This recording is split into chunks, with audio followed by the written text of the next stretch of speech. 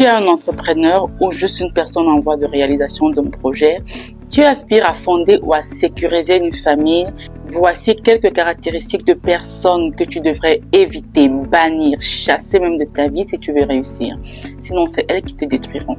Bonjour ou bonsoir mes luxueux, j'espère que vous allez bien. Bienvenue sur notre chaîne YouTube Talk with Nispa. Pour ceux qui nous rejoignent, je suis Nispa Bemay, entrepreneur et motivatrice.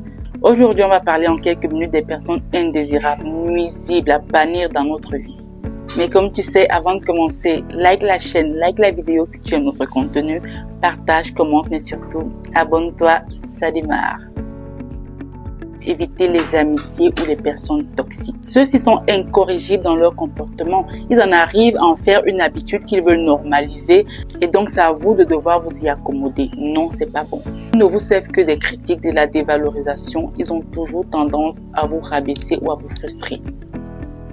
Les manipulateurs. Ceux-ci usent des stratagèmes pour contrôler et influencer ta vie et tes choix. Ils ont tendance à atterrir dans la vie de quelqu'un comme ça ou dans un groupe, s'aimer le trouble, cogner les têtes, bref, tout à son avantage. Troisième type, les personnes égocentriques, égoïstes qui ne s'intéressent qu'à eux seuls, à leurs seuls besoins et ignorent ceux des autres. C'est pas bon. Les personnes négatives, constamment dans le pessimisme et la négativité, et ceci affecte bel et bien votre humeur et votre motivation quotidienne. Ce sont des ondes contagieuses. Plus tu marches avec les personnes négatives, plus tu as tendance à voir tout en noir.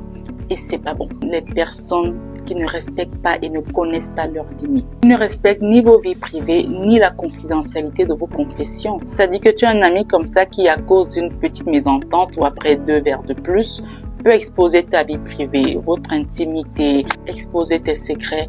Bref, il se croit tout permis. Il ou elle débarque chez toi ou dans ta vie, se permet tout, touche à tout, fait ce qu'il veut, sans retenue. Bref, ça montre juste d'abord de la mauvaise éducation.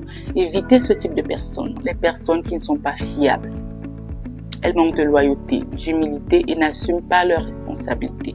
Il n'y a jamais de remise en question. Il n'y a pas de « je suis désolé ». Il ou elle a fait et s'en fout de ton ressenti. La vie continue. Septième cas, les personnes intéressées. Il ou elle t'appelle uniquement quand elle a besoin de tes services, c'est-à-dire que, quelle que soit la longueur de son coup de fil, il finira par te poser un problème. Il viendra jamais chez toi par courtoisie, sinon même en rentrant, il finira par te poser un problème. Ce ne sont pas tes amis, surtout quand ce n'est pas réciproque, des personnes sur qui tu ne peux pas compter en retour. Dès que tu as l'impression que cette personne te sollicite uniquement en cas de problème, chasse-la. Les personnes qui te jugent. Elles aiment remettre en question tes choix. Elles prennent du plaisir à te faire culpabiliser, à te rappeler tes péchés, tes erreurs ou ton passé. Et c'est ce genre de personnes qui les retourneront un jour contre toi. Vire-les. 9e cas, à un moment, évitez les personnes qui ne vous soutiennent pas. C'est-à-dire les amis, les copines du bar, de l'ambiance, des photos. Et net quand tu as un problème sérieux, un projet sérieux qui nécessiterait un conseil, un financement ou même de la présence physique, il disparaît. Et réapparaît quand tout semble réglé pour continuer à t'ambiancer. À un moment, vraiment, buvez et mangez avec des gens qui vous aident à travailler, qui vous aident à réfléchir. Formez des cercles de personnes utiles et impactantes. D'accord? Voilà. Apprenez que nul n'est indispensable. Mettez les gens au niveau où ils vous mettent.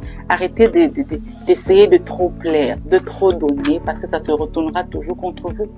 Donnez où on vous donne, aimez comme on vous aime, assistez ceux qui vous assistent. Il y aura toujours quelqu'un pour faire la première fois, peut-être la deuxième fois pour que ça serve d'exemple. Mais si tu marches avec les gens qui ne savent pas lire entre les lignes, pour suivre ton rythme et essayer de t'apporter autant d'équilibre que toi tu ne leur apportes, vire-les. La liste est longue, hein. Vous pouvez compléter en commentaire ou en privé. Mais n'hésitez surtout pas d'activer la cloche de notification pour ne rien rater de nos futurs thèmes. Bisous!